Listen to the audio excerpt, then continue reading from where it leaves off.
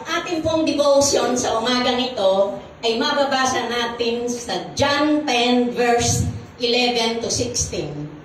The Good Shepherd.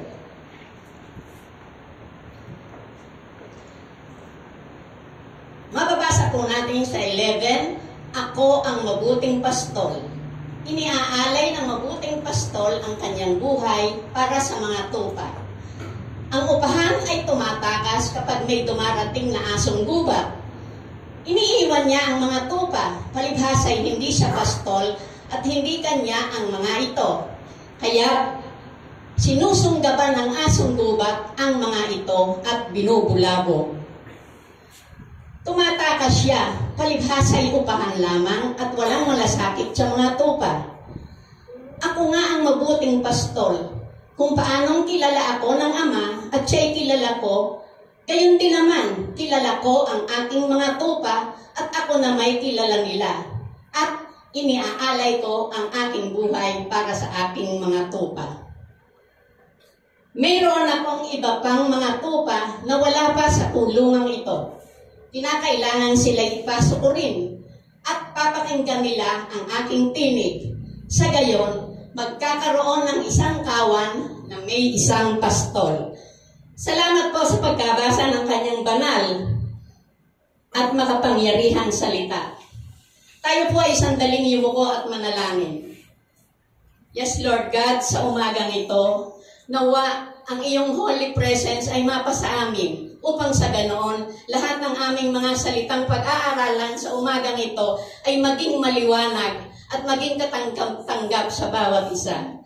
Kaya po, ang holy presence niyo po, O Lord, ay aming ipinapanalangin sa umagang ito. This we pray in Jesus' name. Amen and amen.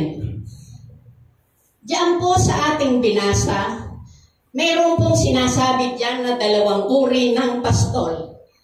Ang una po ay ang tunay na pastol at ang pangalawa ay ang upahang pastol.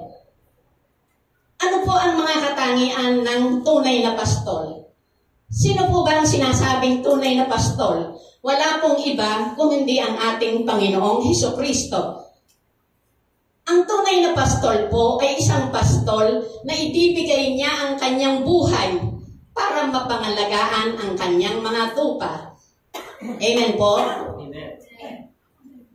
Isa pa pong katangian ng tunay na pastol ay mayroon po siyang malasakit sa kanyang mga tupa. Amen. Amen. Hindi po niya iiwanan ang mga tupang ito. Amen. Tutulungan po niya sa lahat ng pangangailangan. Dahil siya po ang tunay na mag-aalaga sa kanila. Hindi po niya iiwanan basta lamang itong mga tupang ito. Yes. Dahil siya ay pag-aari niya. Ang mga tupa ay pag-aari ng tunay na pastol. Yan po ang ilan sa mga katangian ng tunay na pastol. Ang pangalawang uri po ng pastol ay ang upahang pastol. Meron po palang upahang pastol. Sino po ba sila? Ito po yung mga religious leader na nakikita natin dyan nakikita natin, yung pong mga religious leader. Ano po ang tungkulin ng isang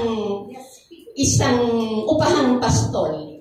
Ang isang upahang pastol po ay iiwan niya ang kanyang mga tupa pag tumating ang tinatawag na asong gubat. Ano po ba yung asong gubat? Ito po yung mga wolves. Ang asong gubat po, sila po ang pinagmumulan ng problema. Sila po ang pinagmumulan ng kaguluhan sa loob ng iglesia para magkawatak-watak ang mga tupa. Para po sila ay magkanya-kanya. Para po sila ay magkagulo-gulo. Yan po ang trabaho. Yan po ang trabaho ng mga asong ligaw o mga asong gubat. Kaya po, ano po ang tungkulin ng upahang pastol? Iiwanan po niya ang mga tupa pag tumating yung mga asong gubat na iyan. Bakit po iiwanan ng upahang pastol yung mga tupa? Kasi po, hindi naman niya pag-aari yung mga tupang iyan.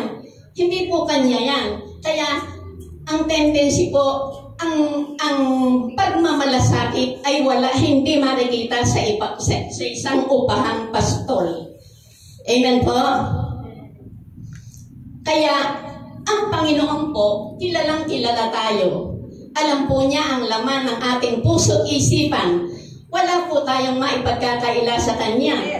Alam po niya lahat kung ano ang nasa sa loob ng ating mga puso. Dahil hindi po tayo makakapagkaila. Dahil ang lahat ay lantad sa ating Panginoon. Amen po ba? Hindi pa nga po natin iniisip. Ay alam na ng Panginoon kung ano ito. Ganyan po kadakila ang ating Panginoon. Amen po.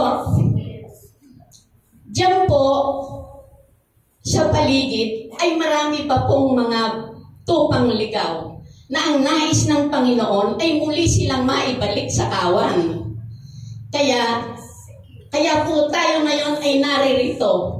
Naririto po tayo, hindi po aksidenteng naririto tayo ngayon dito.